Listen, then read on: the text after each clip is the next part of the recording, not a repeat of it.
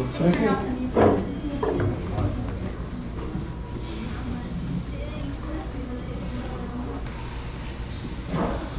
Okay, how's everyone doing? Yeah. So glad everyone could come out. I'm excited to be having all of you. I'd like to first begin by acknowledging that Mass Poetry in Boston, Massachusetts are on the ancestral land of the Massachusetts, the Wampanoag, the Nipmuc, and the Agawam peoples. Many other indigenous communities have lived and moved through this land over hundreds of years, and many indigenous people work and live in these regions today. Let's take a moment to honor the ancestral grounds that we are gathered upon and support the resilience and strength that all indigenous people have shown worldwide, and collectively call for reparations and an end to colonization. Welcome. We are so excited to have you all here at the Center for Creative Writing, where Mass Poetry is an arts partner in residence with Grub Street and Porter Square Books.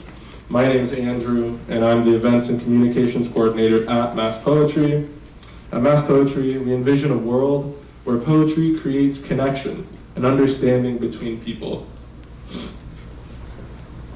Our goal is and has always been to bring poetry to the forefront of people's lives and to catalyze change. This informs all of our work, whether that be the Disability Justice Event, our Poets in Residence programs at public schools across Massachusetts, or the biennial Massachusetts Poetry Festival coming up in 2023. There's a sign-up sheet near the door. Sign up for our newsletter so you can hear about our events and upcoming opportunities, and keep an eye on our website at masspoetry.org and our social media accounts, which are all under the same name. You'll find out about events like our community open house, which is happening next week here at the center, and our Hard Work of Hope reading on June 21st. Lastly, we'd love to hear from you. There are some cards on your seats.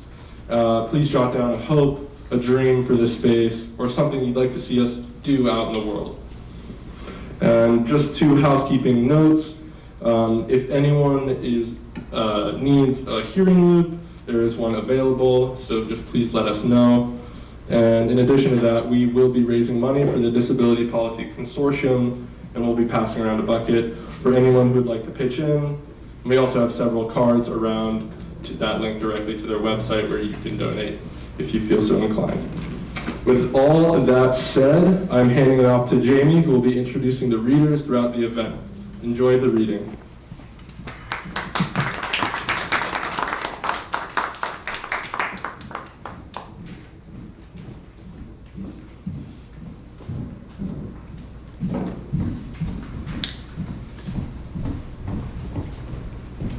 Hello everyone, good evening. Thank you everyone for coming out.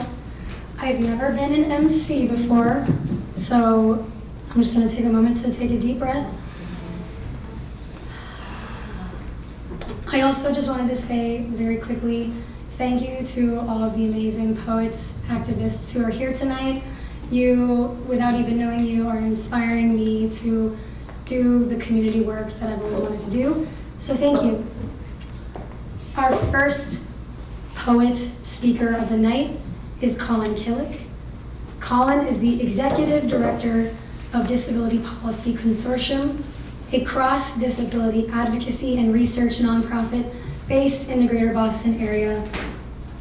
He is a 2012 graduate of Williams College and a 2018 graduate of the Harvard Kennedy School of Government, where he founded the Student Disability Justice Caucus and won the Robert F. Kennedy Award for Public Service.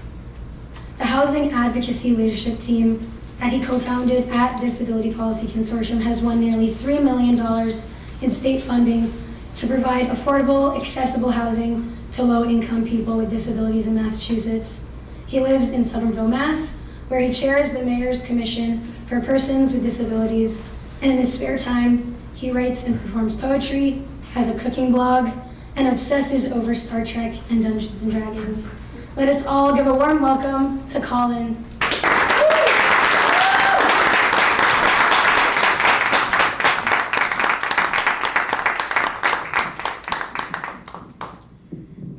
First thing I have to do on every stage.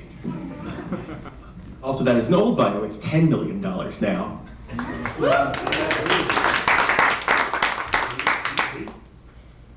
Today, there is no money to get people out of nursing homes. Today, the building code reform is 25 years old and still stalled today. NIMBYs are suing to keep out wheelchair ramps, and everywhere the message is more time. That the problem is complicated, that we mustn't put too great a burden on society. And I want to tell them a story about a dog. A cloud with doofus grin and legs. Today, he is running through a park towards a German shepherd with clouded over eyes.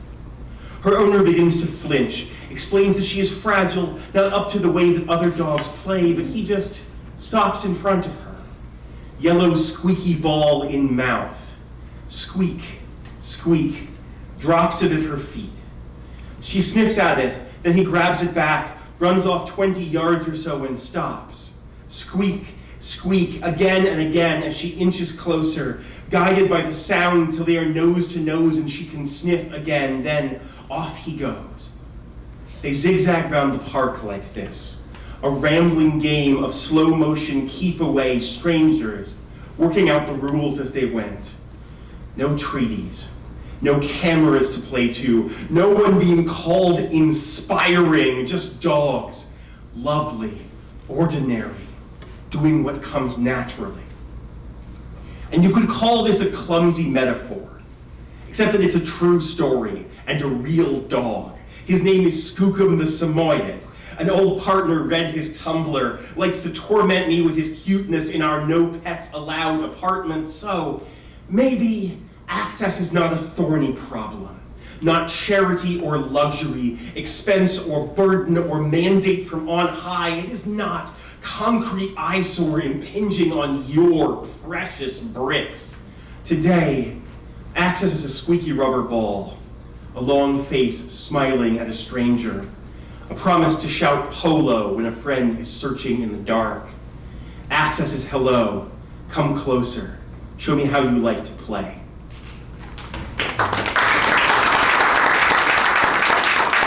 Thank you so much.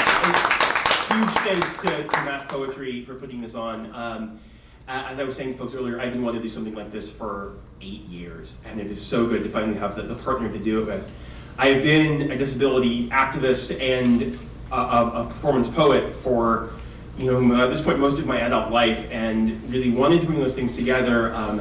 Did a lot of angry disability poems, a few of which you'll hear tonight, and met many of these performers tonight through that, and I have been in awe of their work. I am so glad to be able to have this space where you can hear from them. Before going forward, I also just want to say, as we were recognizing disabled artists, we did lose a phenomenal disabled artist last week, the playwright Susan Nussbaum, who was this groundbreaking playwright who couldn't get roles because she was a wheelchair user, and so wrote plays centered on disabled characters, disabled actors. So if we could just take a brief moment of silence to recognize her, that would be great.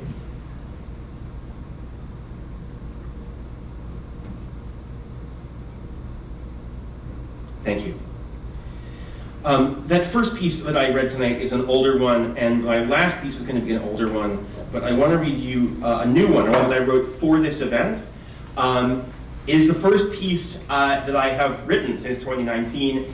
It is largely about what I have been doing since 2019, leading DPC. It is called The Quality of Life. If you're going to kill us, kill us. Raise the rifle. Wave the knife, tear out the breathing tube barehanded and point it towards a worthier set of lungs. You are men of letters, after all, and the business Bibles tell you clarity is kind, so carry through that kindness. Be plain about the ways we matter less. We cannot hear praise of plowshares as we watch you sharpen blades. In the days before the plague, I was an off-brand Cassandra, cursed to state the goddamn obvious to the slick consultant class. Surely, they said, your imagination's overactive. Don't focus so much on the words on the page. Quality adjusted life year sounds reassuringly boring. It is the splendid coating on a poison pill, a modern set of calipers to measure us and find us unworthy of life. Picture a football field with a corpse at one end and an Ubermensch at the other. The quali lines us up between them by how sick we look, how miserable the crowd would guess we are, and hands out scores for what fraction of a person you are. Epileptic? You are 6/10 of a human. Advanced MS? 9%, barely alive at all. And me, with my ADD, depression, and misfiring hands, 82%. I should count myself lucky. I'm only a B-, a dented toaster, a typoed textbook, almost worthwhile in the right light. The point, we were assured, was just price setting, just making sure that care was cost effective, that our ongoing existence wouldn't break the bank. No one, they assured us, would be judged not worth saving. And then COVID came. And within weeks, professional ethicists were somberly saying that, of course, there would be sacrifices. Not enough ventilators, not enough beds, time to decide who earned the right to breathe. So if we are fractionally human, then show us how to temper grief. Send a bouquet of 3 flowers, cry half a tear, weigh out 2/10 of a tragedy.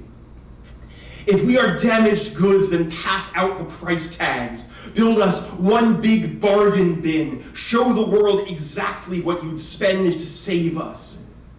If we are to be sacrificed, then ready the altar. Just be prepared. We won't go quietly.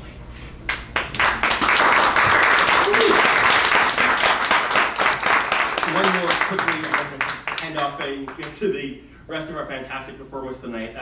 This is the piece that I am most proud of writing, most proud of performing. Got to do with the 25th ADA anniversary celebrations on the Common and at the National Poetry Slam in 2015. It's sort of a pocket history of the disability rights movement in about 3 minutes. And it is called 3 Generations, and you will soon see why. 1927, Carrie Buck is behind bars.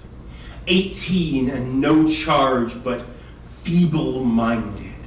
9 months after wealthy guardians left her alone with their upstanding son.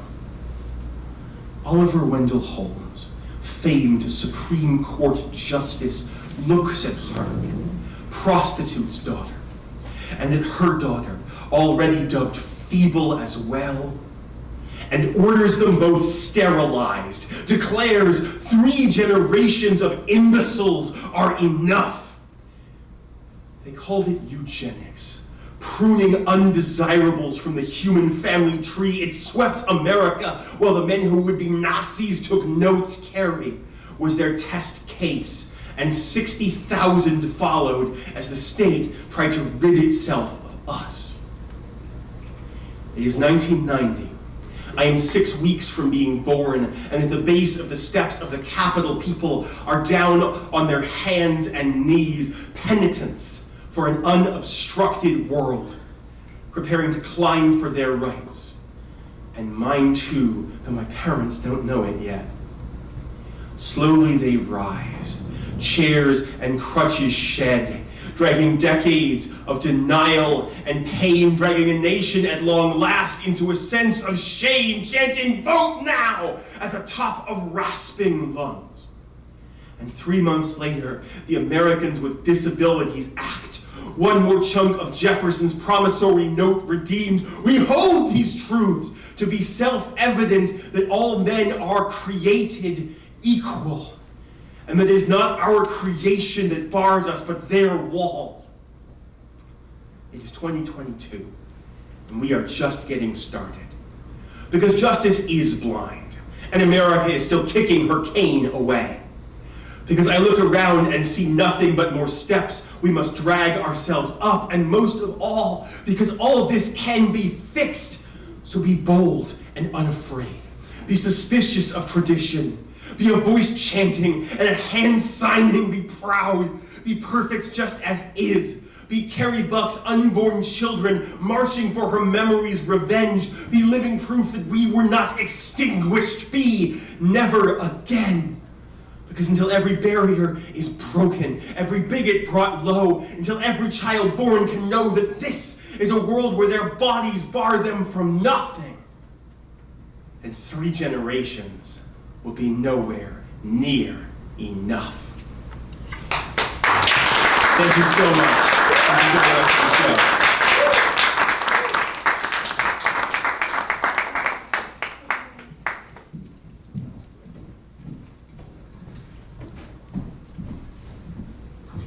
Colin is so tall. It's all good. I'm still figuring out how to do this. Thank you so much for your words. I also just wanted to shout out everyone with ADD, ADHD tonight. Solidarity. Oh, diagnosed or undiagnosed, because it's hard to wrangle those. So up next we have Heather Watkins, who is a disability advocate, author, blogger, mother, and graduate of Emerson College with a BS in Mass Communications.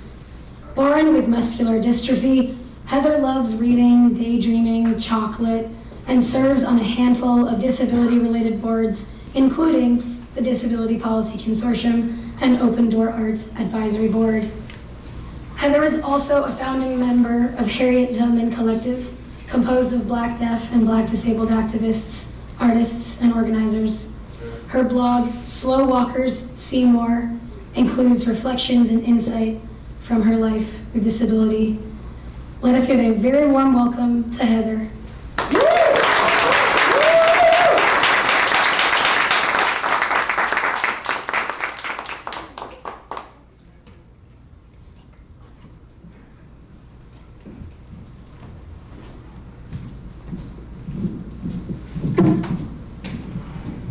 Hello, everyone. Hello. I'm so excited to be out of the house. I have 2 short pieces that I'd love to share with you.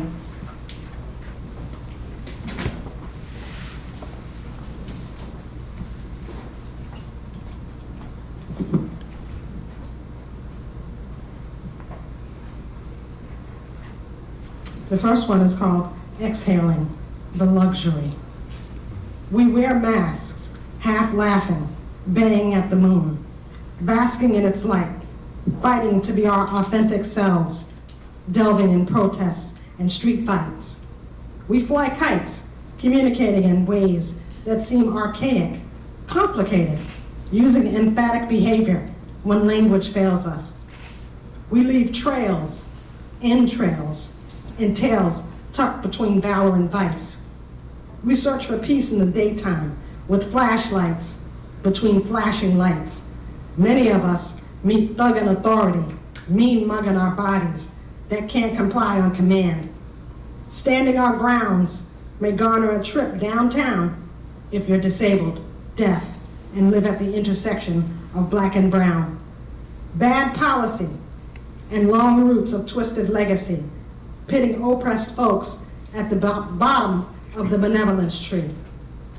Billy sang of strange fruit swinging in the breeze. How many more sacrifices have to be made before the beast is appeased and tamed, making us more famous for losses than gains? Generational trauma and cell memory call out for reparations and a formal apology. Maybe then we can exhale and stop holding our collective breath after our full rights and body autonomy is a given. In solidarity, we demand nothing less.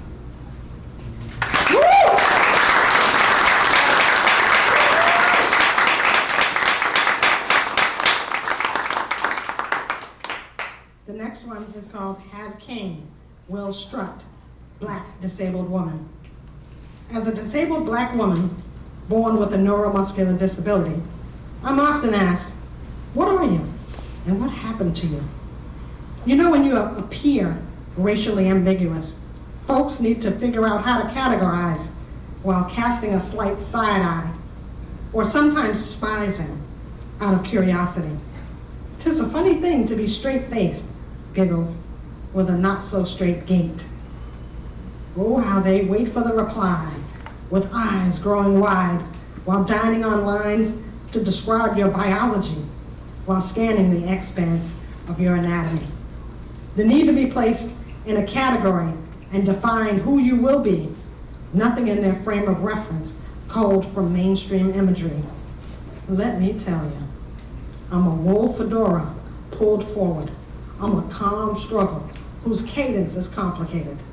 Staccato strutting through life, cracked, whole, complete, with each clickety-clack of my cane tapping down the street. And my effort and pace solidifies occupancy of space. Reflective and analytical, sometimes self-critical, I check in and root out any bouts of internalized ableism harboring as an unwelcomed house guest. My best on any day changes due to hormones, energy, nutrition, amounts of sleep, and stress. Given my permission to be fab today, disabled women of color still absent across the media landscape. No wonder why we're self-validating. My experience has been that many disabled women of color are in need of care, caregivers, and community builders, and exist in that continuum. Why is it again that so many of us feel so less than? This is why sisterhood this is why sisterhood and support is so vital from community built of commonality. I tip my hat to my sisters, making a way, often from little to nothing, without fanfare or fame, surviving. Though life has not gone unscathed, high premium means heavy price paid too many times from unaddressed, unacknowledged pain. So when you hear us shout and spotlight ourselves and speak our names, it's an affirmation of our revolutionary acts of being. Thank you.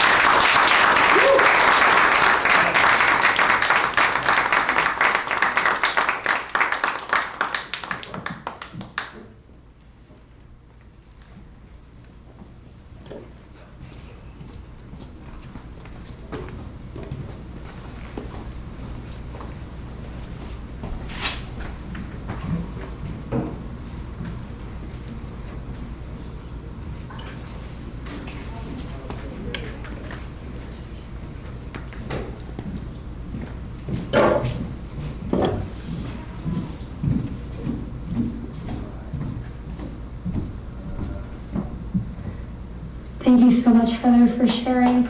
I just wanted to really comment on two things really quickly, the smizing, for sure, and also just the calm and the storm existing within us. Thank you. Up next, we were going to hear from Keith Jones, but we are still awaiting. So in the meantime, we are going to hear from Lewis Morris, who is a multi-talented poet, writer, beat maker, MC, and 3-time Uno champion of the world. So let us give a very warm welcome to Lewis.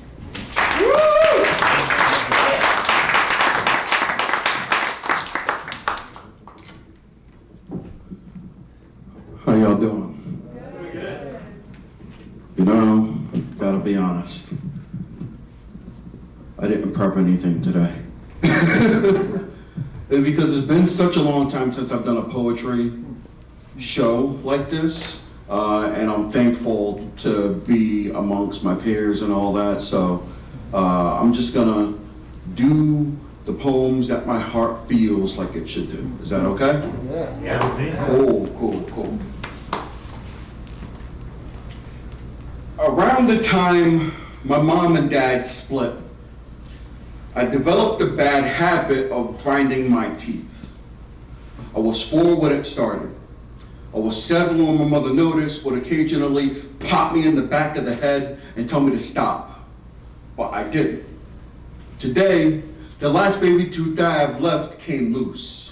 It sits affixed to the bottom of my mouth, visible within kissing distance, appearance akin to a headstone tilted in dirt, an epitaph to each truth that dies in my mouth. I know I'm the only one that's mourning them. My mouth is a graveyard I'm too used to visiting. When I bury my forgotten self, far into my throat, I clench my jaw and feel enamel scrape against itself until ground into a fine powder that becomes the dust that collects around lips, adept at avoiding the alchemy of speech. of our relationships left around in stasis. I imagine each one as a tooth or a headstone in that graveyard I call my second home, hollowed out and weakened, one chip away from crumbling completely. When the ugly engulfs each breath I think I'm taking, I grind. It's a comfort thing, like a blanket to quiet my diagnosis, carry it to its slumber. The sound that keeps scraping, a lullaby to satisfy its need for my destruction. Now they say that oftentimes stress and trauma might manifest in their actions the body doesn't even know it's doing. Well, that's one way to explain it. Another way would be that back when I was young and mute, when mom and dad argued, screamed, and fought, my jaw automatically clenched, and the grinding began to drown out my dad's drunken, crack-addled, earthquake-like screams, like sinking into a cacophonous cavern. A car crashes as a vacation from gunshots. My gravity is oppressive that way. All these years later, there's a tooth for my mom. It's the baby one. It's the one that's about to fall out. It's the only one I care about keeping. From time to time, I might press my tongue against it to check if it's still there. And when I feel it wiggle slightly, I cry. There's only graves here now.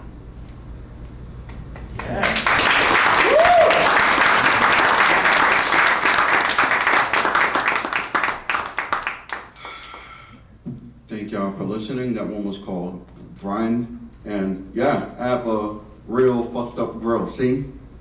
Just like that.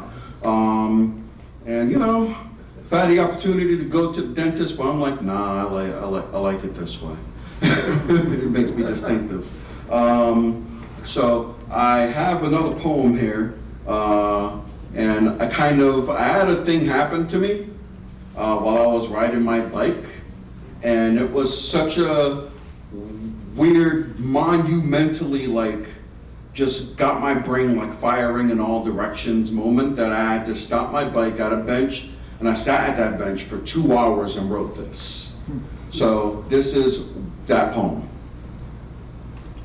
The first time I realized there was a biker came with the somewhat sad bit of acceptance that I might not belong anywhere on this road, that I might die, get struck by a speeding car, and it'll always be my fault, that my existence will be that of constant apologies, of letting other people go ahead of me so more protective vehicles can have my place, that I'll have friends say something like, I don't know how you bike in this city, it's so dangerous, maybe you should consider getting a car, at least then you'll be safe.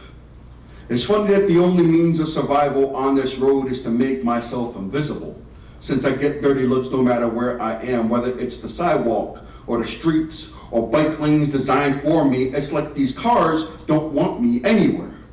Sometimes it'll be the other people on bikes that remind you how lonely this road is. Like today, I got hit by some guy on a Huffy while trying to cross the street, and he stopped, reoriented himself, and kept going like he didn't see me, like he was passing through air and not a fucking person. So my instinctive apology went to no one but myself. As I fixed my tire, I walked my bike across the street, and I see this guy shaking his head, not out of disapproval, but of understanding, because he knows. The first time I realized that I was black came with the somewhat sad bit of acceptance that I might not belong anywhere in this world, that I might die, get shot by a racist cop, and it'll always be my fault, that my existence will be that of constant apologies, of letting other people go ahead of me so white people can have my place, that I'll have friends say something like, I don't know how you can be black in this city, it's so dangerous, maybe you should consider dressing and talking a little more proper, at least then you'll be safe. It's funny that the only means of survival in this world is to make myself invisible. Since I get dirty looks no matter where I am, whether it's the office or the streets or spaces designed for me, it's like these white people don't want me anywhere. Sometimes it'll be the woke ones that'll remind you how lonely this road is. Like today, I got hit by some white dude on a Huffy wearing a Black Lives Matter shirt or trying to cross the street, and he stopped, reoriented himself, and kept going like he didn't see me, like he was passing through air and not a fucking person. So my instinctive apology went to no one but myself. As I fix my tire, I walk my bike across the street and see this older black man shaking his head, not out of disapproval, but of understanding, because he knows.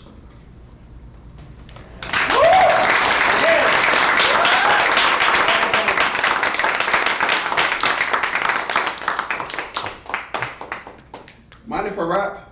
No. Cool. I'm gonna rap. I just need, please don't keep clapping. I just need one clap, just one, all right? On the count of 3. 1, 2, 3. Set them up, knock them down, pick them up, destined to repeat this motherfucking cycle. There's a lesson to all this tedium and experience. Be the weapon, a plastic spoon to a katana got me second guessing. It's hard to keep the faith when I see people with their vision boards and have to shut on the remains unfulfilled premonitions or wishes waiting for a shooting star that never comes. Dreaming shit till it exists makes the imagination numb. Like I gotta live a lie that's more fulfilling than my truth. Type of shit that gave me multiple complexes as a youth, and my body houses fossils masquerading as a soul paleontologist.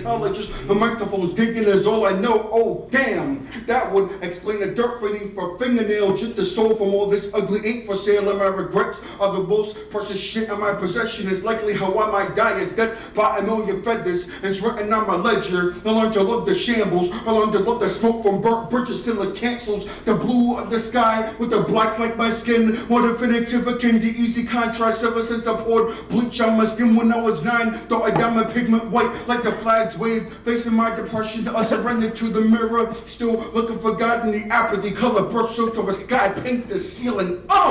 Feeling. That's the shit I'm always chasing. For my eyes when niggas ramble about vibes. Sorry, I might be mistaken, but I don't subscribe to your moods or your vibes. I'm a lie, can't deify my fucking doom, so fuck the scrutiny and fuck the noise unless I can sample it. Yeah, the grass is greener with these trucks, so I trample it. Vandal to my vices, vanish back into my candlelit. Take them where I'm lamping and scribbling my next manuscript.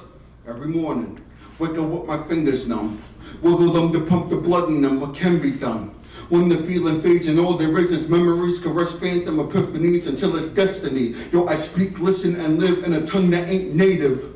Language is liquid, but my cup remains vacant. Can't replace it. Thank you. Woo. Yeah. Thank y'all for having me. I appreciate y'all for listening. Go Celtics, Celtics in 6. Peace.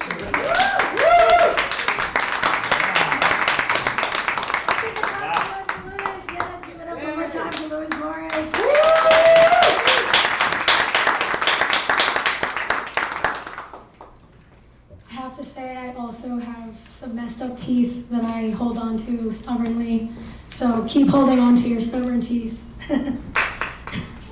Next, we have Rebecca Petchenik, a queer author, dramatist, activist, originally hailing from North Carolina. After years of roaming the country as a radical bohemian anarchist, she's taken up here in Boston, Massachusetts, where she is currently working tirelessly toward her MFA in creative writing at Emerson College, before sailing off to her next great adventure. Her work has been featured in the Screen Door Review, The Pointed Circle, Plain China, Reader Beware magazine, the upcoming anthology We Make Our Own Light by Kintsugi Press, across stages in North Carolina, California, Colorado, and Oregon, and on bathroom walls in every travel stop between Salamanca and San Francisco, twice around Salt Lake City. She has a forthcoming novel as well as a subsequent collection of short fiction, and her most recent play, Kate, will be opening at the Rockwell on June 23rd as a part of their Pride series. Let's give it up for Rebecca.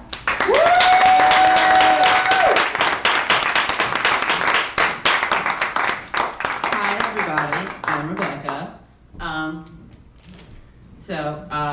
I have bipolar disorder, and so I wrote about my experience with that.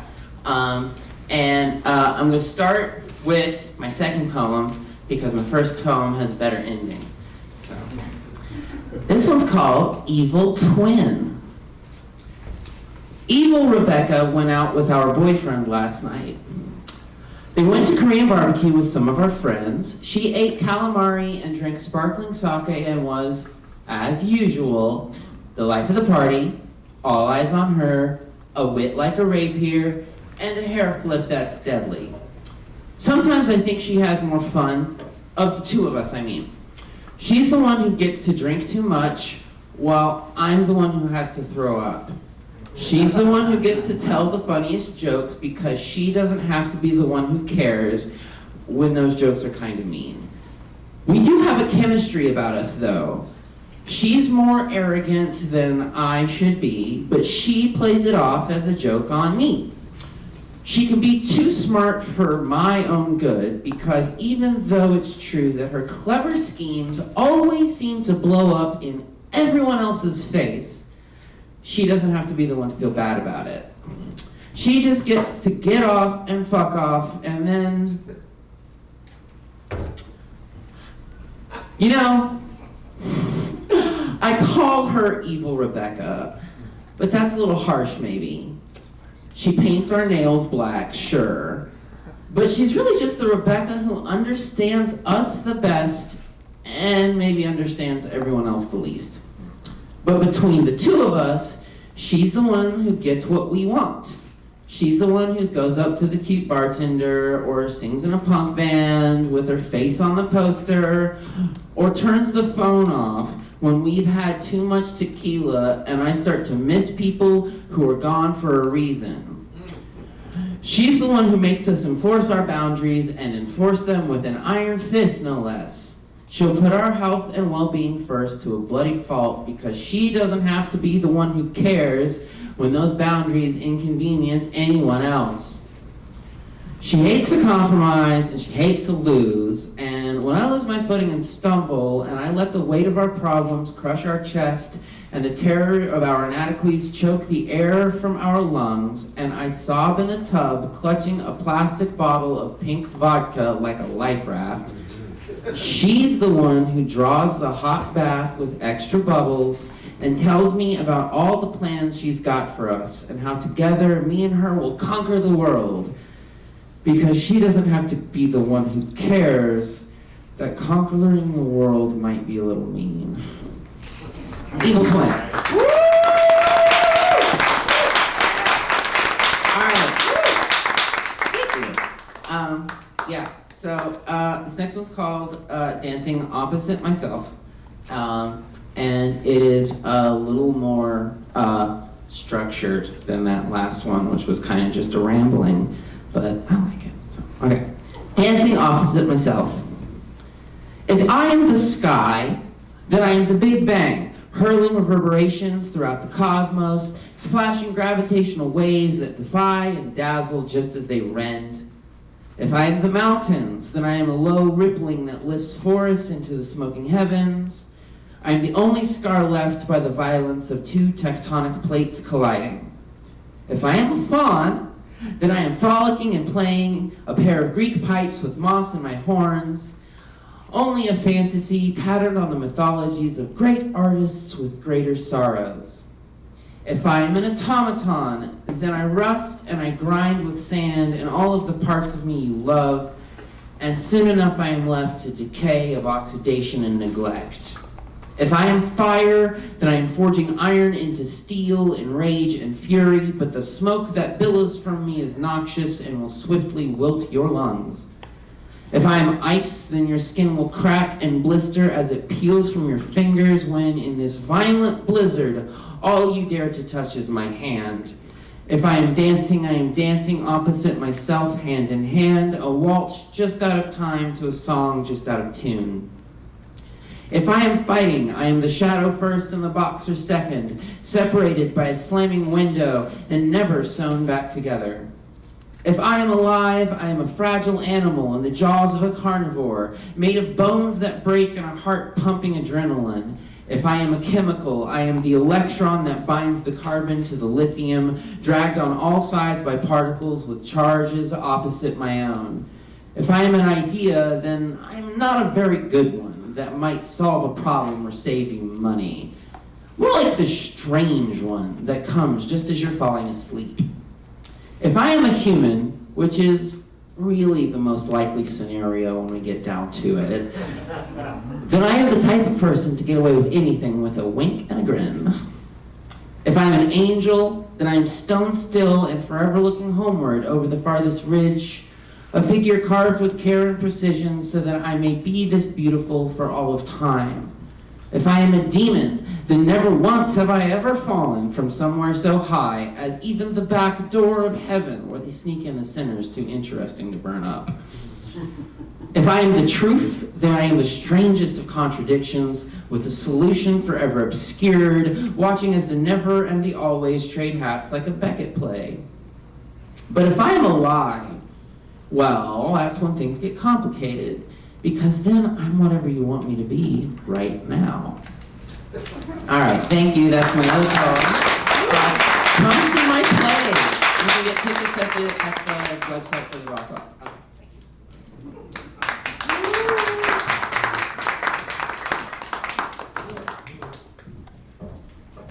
I know I'm gonna try to go see Kate. I'm very excited for that. Thank you so much, Rebecca, for sharing. I just wanted to comment on the idea of self-care with disability and a chronic illness, and when you are containing more than oneself, how do you care for those selves? All right, up next we have Ryk McIntire. Ryk has been a presence on the New England poetry scene for decades.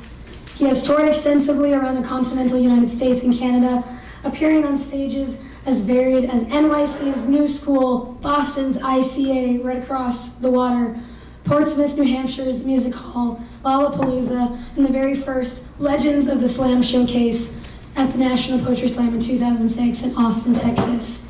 He has also appeared at countless poetry venues, festivals, and house parties. He has been published widely, most notably in the Worcester Review, Off the Coast, Short Fuse, an anthology of new fusion poets, and Aim for the Head, an anthology of zombie poetry. He has 2 collections of poetry, After Everything Burns and The Man at the Door.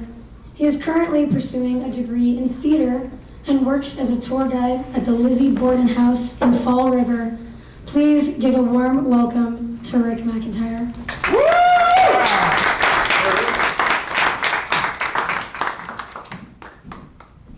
Hola.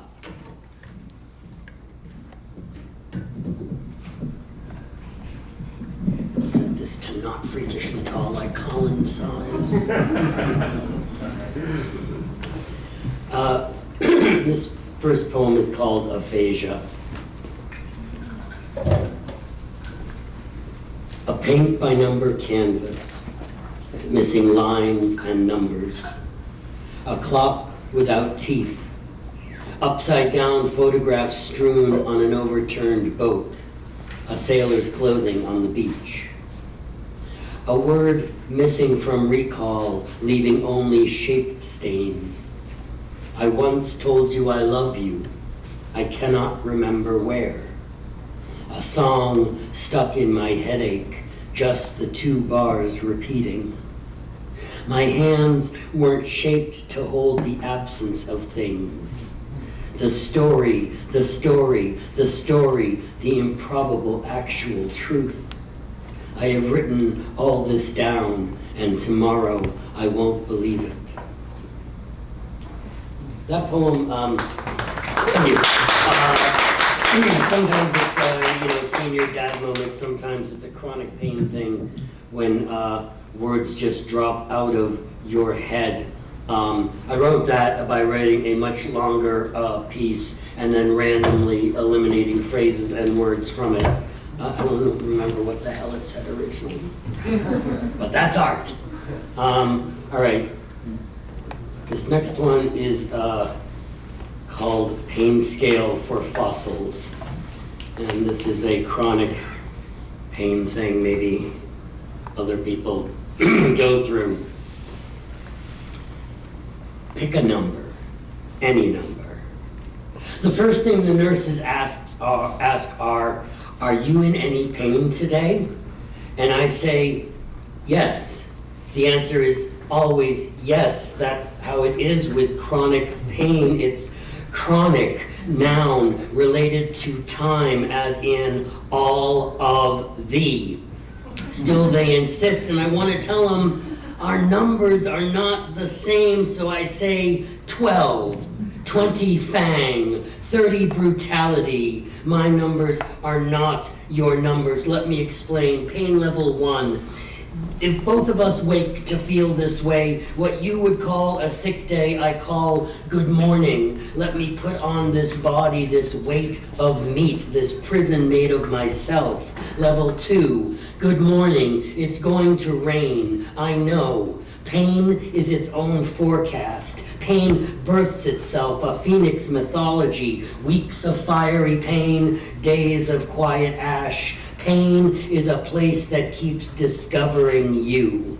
My doctor and I examine charts, discuss excavations. I know my body is a temple lost to ruin because my doctor only speaks in dead languages. Level 3, good morning. It is going to rain, but this burns cold. Days of different pain are at least new. You learn to appreciate the variety of new pain. Level 4, I'm starting to lose my shape from the rain. Words are stupid. Shit just hurts. Level 5, this is the unsure place, the Rubicon in every day, the tipping point between has pain won?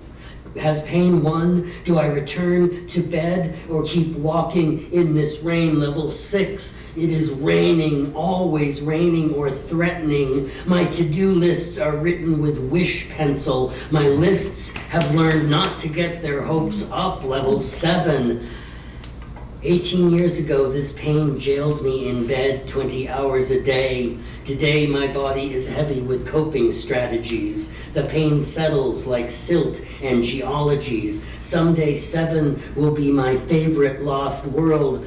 Pain level 8, good morning. It is raining tyrannosaurs and they're on fire. Yes, I use medical marijuana. No, I don't have any extra. Level 9, rain as doomsayer, as spitting oracle. Rain as banshee with sharp teeth. Rain today, rain every day for 2 decades and tomorrow. I lied, I'm not at pain level 9. I was 4 points down when we started. Pain level value of 10. The joke of double digits is thinking of them as a limit. The rain only ever gets harder. Rain today, rain tomorrow.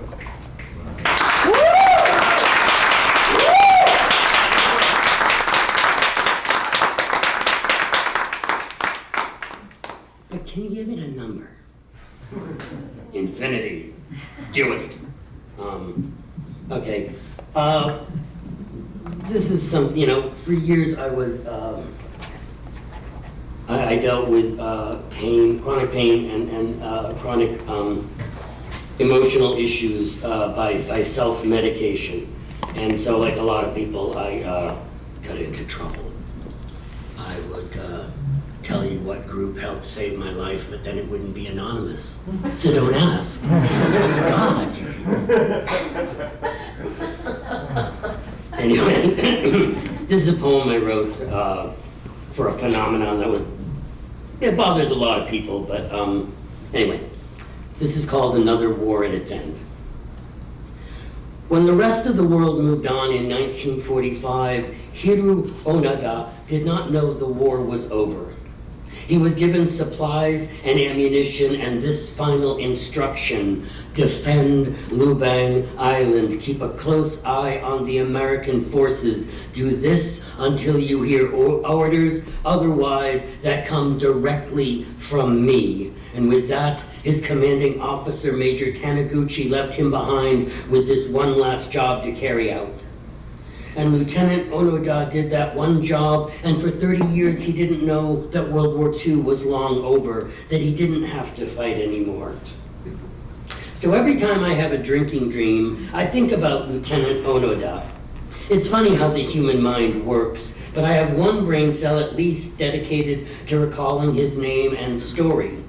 And I'm not upset by drinking dreams because they are dreams and do not count as real-world relapse, and because another dedicated brain cell obviously was ordered once to watch guard over a vital pipeline to make sure I had an uninterrupted supply of alcohol always available should it ever be needed, and it always was, every day.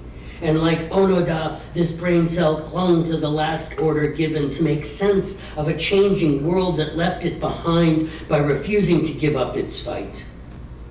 When outsiders came to the island, Onoda fired at them, the war still on as far as he knew.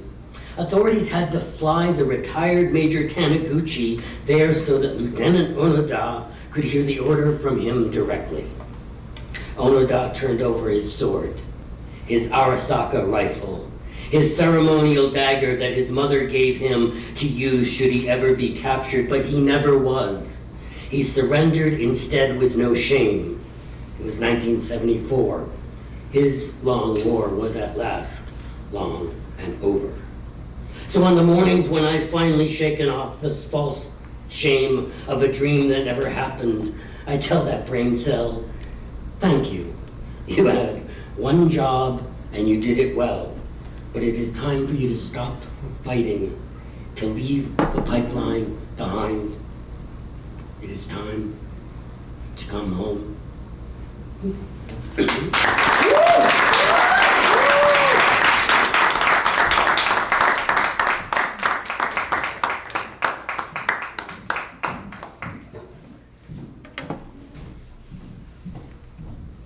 Ryk, where was the pain scale for fossils when I needed it? And can I have a copy for my rheumatology appointment tomorrow? Thank you so much. All right, we are lucky enough to get to hear from Keith P. Jones next. Keith is the president and CEO of Soul Touch and Experiences, LLC. It's an organization aimed at bringing a perspective to the issues of access, inclusion, and empowerment, which affects him as well as others who are persons with and without disabilities. To achieve this multicultural, cross-disability education and outreach effort, he collaborates and conducts training with the purpose of strengthening efforts to provide services and information for people with disabilities. The issues he tackles are wide-ranging from immigration, criminal justice reform, healthcare, and environmental justice, just to name a few. Let us give a warm welcome to Keith Jones.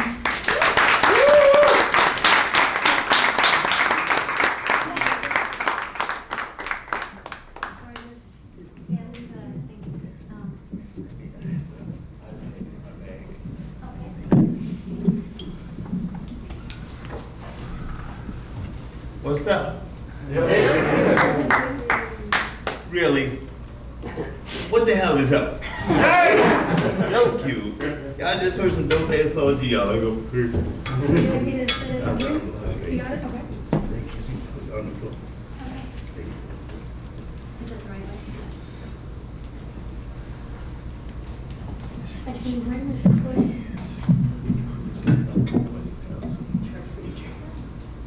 Hello?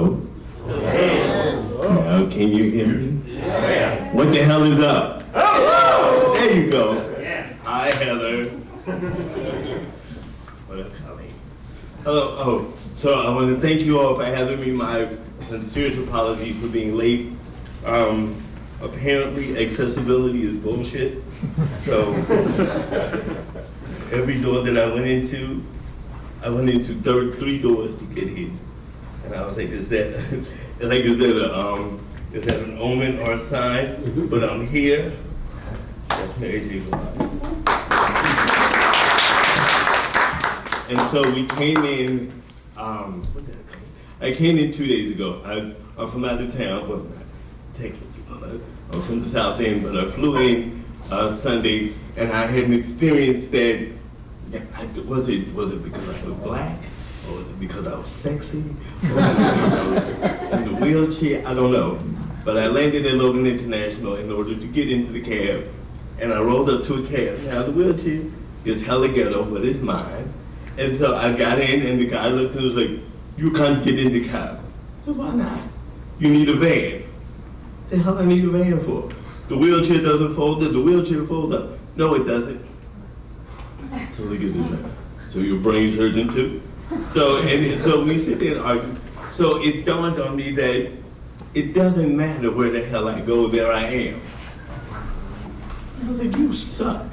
Yeah,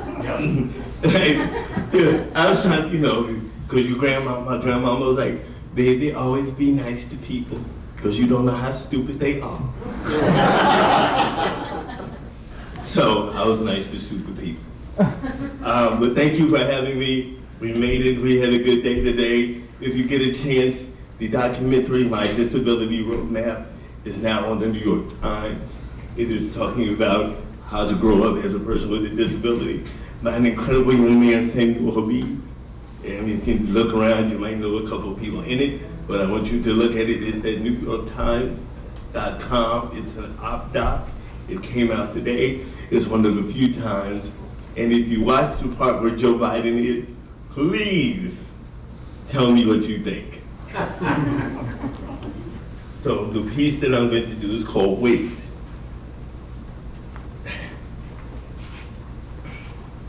What does it mean to have to wait for our humanity to be recognized?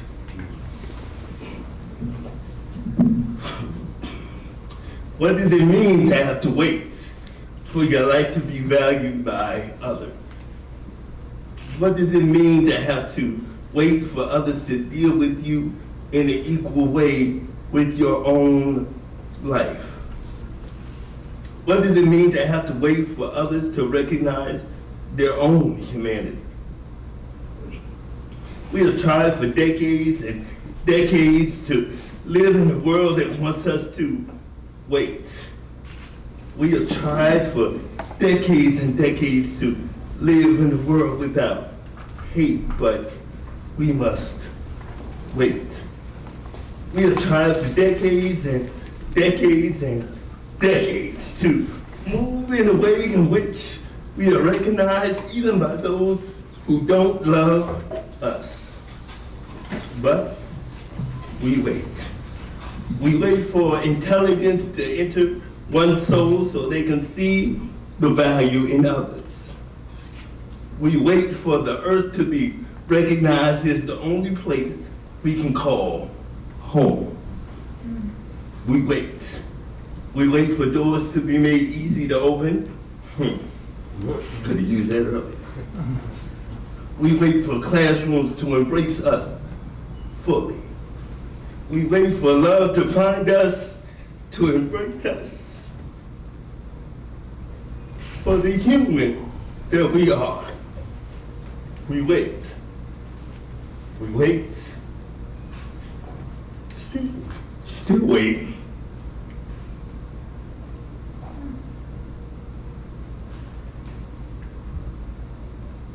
We have carried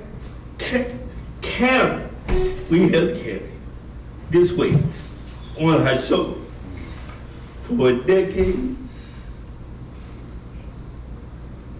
and decades and decades. We have carried the weight of hatred, this weight of oppression, this weight of ableism, this weight of misogyny, this weight of racism, this weight of depression, this weight of despair. So, we wait. We carry this weight of, oh my God, as if it was a boulder made out of feathers. But we wait. We carry this weight as if it was the heaviest thing the universe has placed on our backs.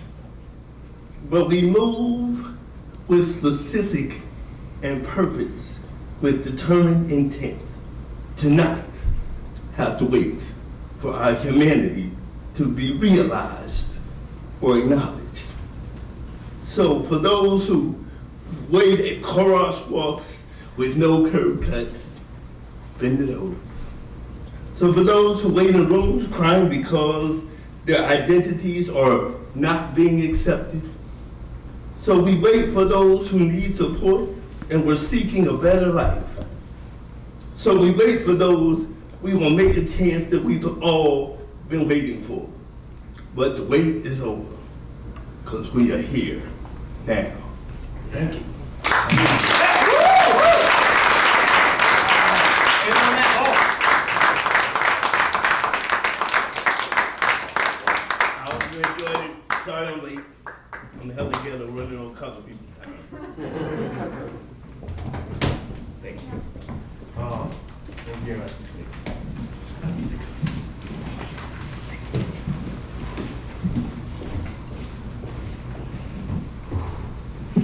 Okay, now undo what I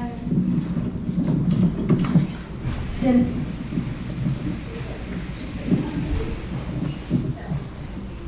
Did anyone catch the name of the documentary? Was it Disability Roadmap? Is that what it was? Yeah. Definitely gonna check that out, probably tonight. We have our last but not least final reader of the evening. And I just want to say, before Zeke Russell reads on the stage, just how wonderful it has been to hear everyone's individual stories and journeys and the work they've been doing. So I just want to give it up for everyone tonight.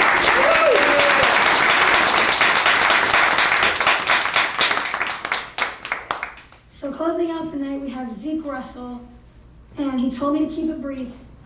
He is a poet and housing advocate operating in Greater Boston. So please, a warm welcome to Zeke.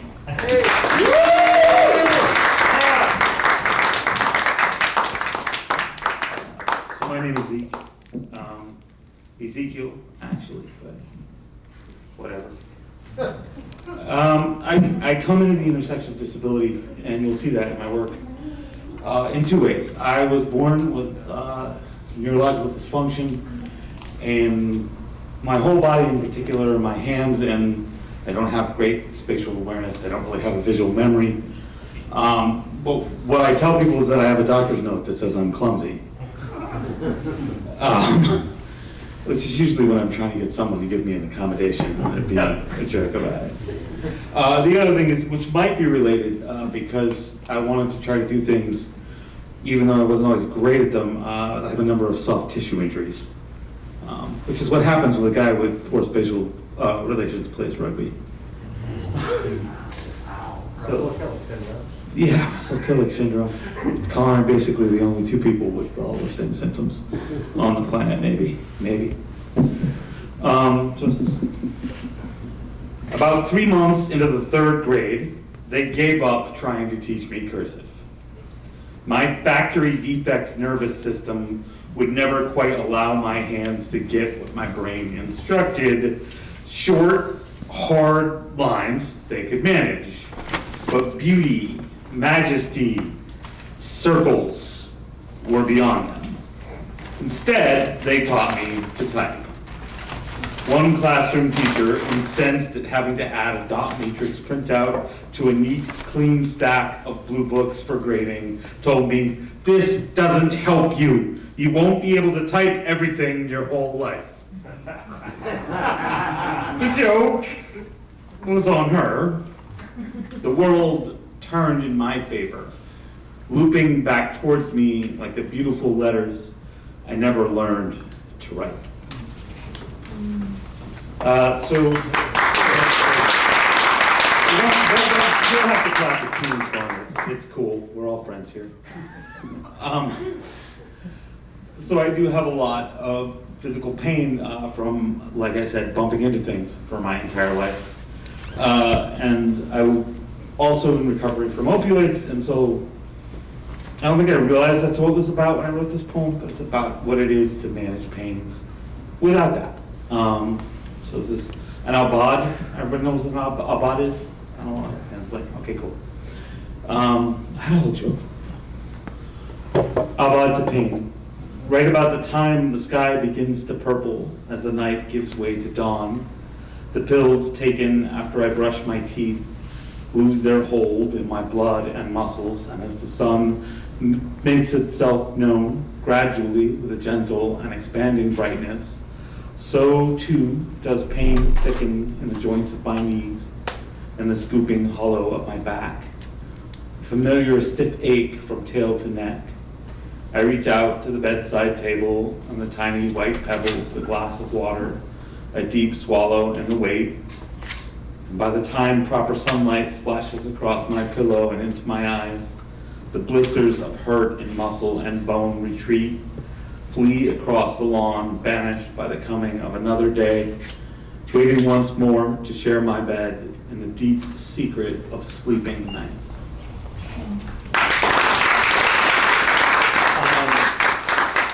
This one is silly. Sometimes you're like, someone's like, write about, this thing you've had your entire life, and like, you just want to make a joke. So this is again about my hands. I have wide hands with stubby fingers, but I still have to buy extra large gloves. And I can't usually wrap my paw-like extensions around small objects or that space in the car where all the quarters go. I figured this out at an early age. My father was a tiny man, 5'7", and he would place his small hand on top of mine and say in the speech of his ancestors, "Ah, my son, the very large person."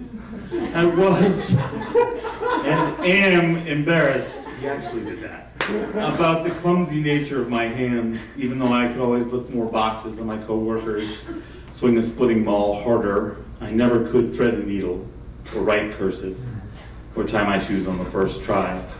The old man laughed about my hands and the way I talked about them, said to me, just like there's a tool for every job, it works the other way too. My dad died 14 years ago, and I only figured this out recently, but I found the purpose of my hands. I have been teaching children to high five.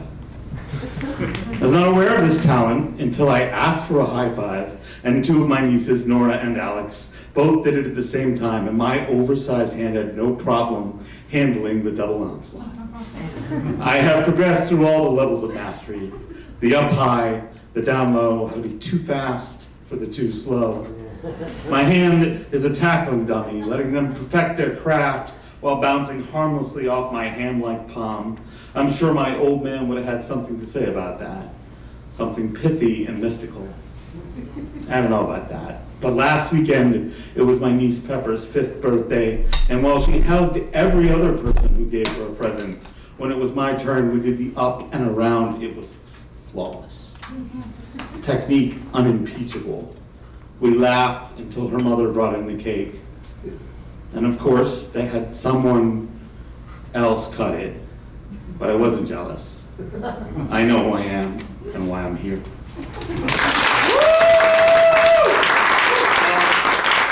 Time like time for more. No is an acceptable option.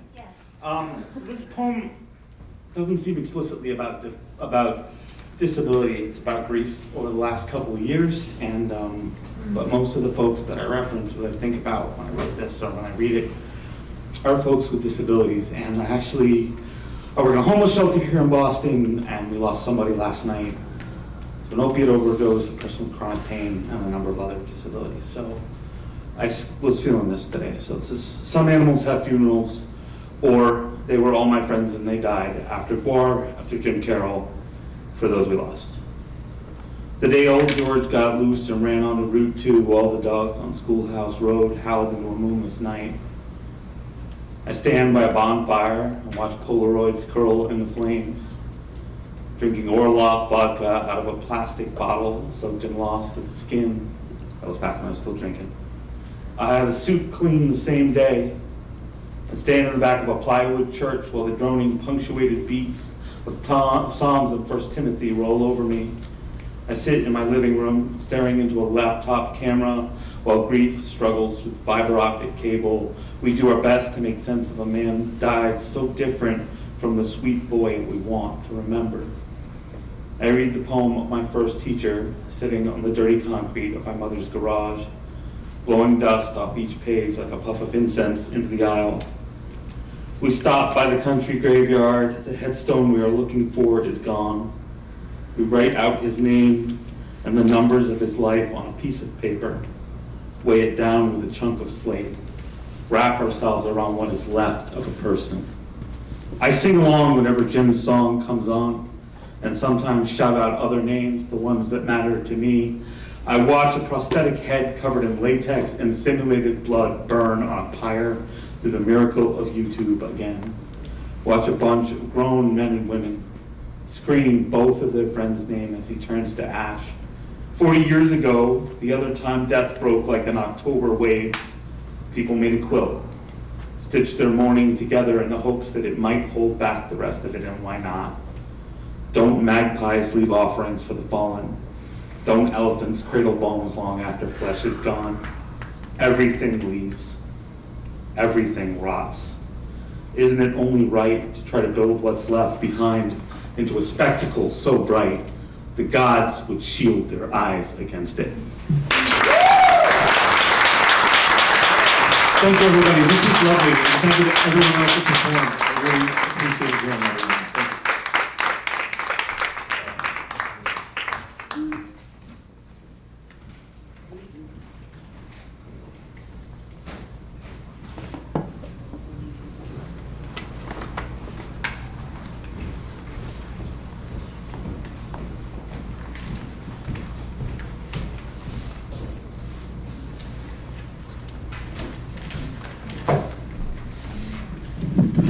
We're going to get another round of applause for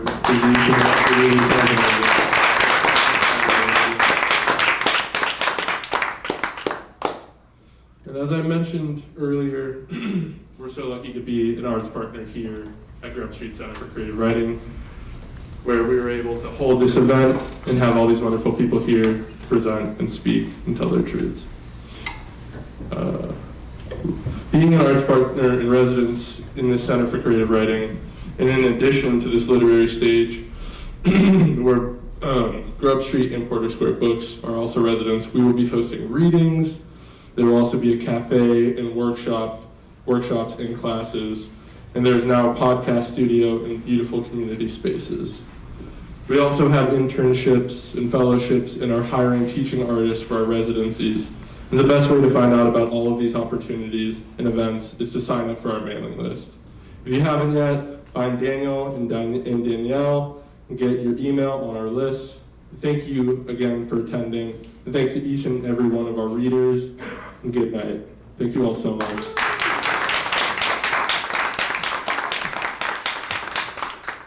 We're collecting money for DPC if anyone wants to put some money in this box. Or Can I give a quick pitch for? Yes, please do.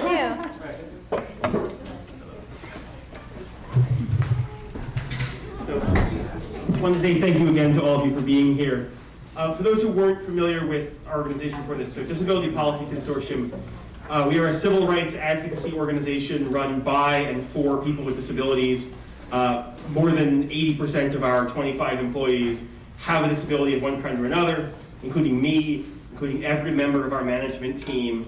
A lot of you are probably familiar with the phrase, slogan of the disability movement, nothing about us without us. We aim to take that one step further to about us, by us. The idea that people with disabilities don't just need to be at the table, they need to be at the head of it when decisions are being made that impact our community.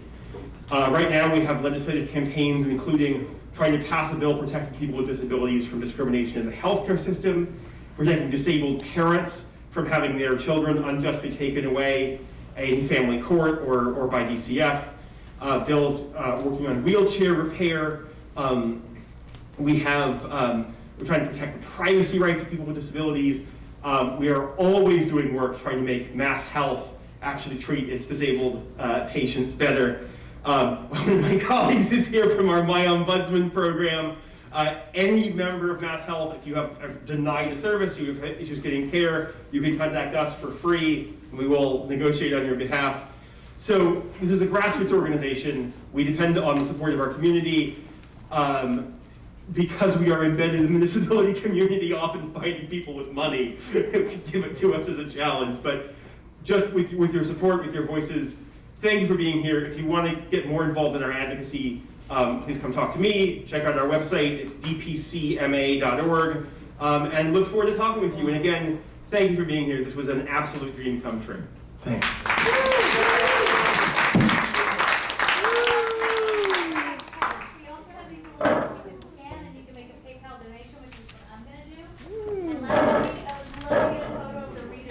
Way harder. Find a spot to get everyone. Oh my God, yes. Thank you so much for coming out. Good luck. Thank you. Oh my God.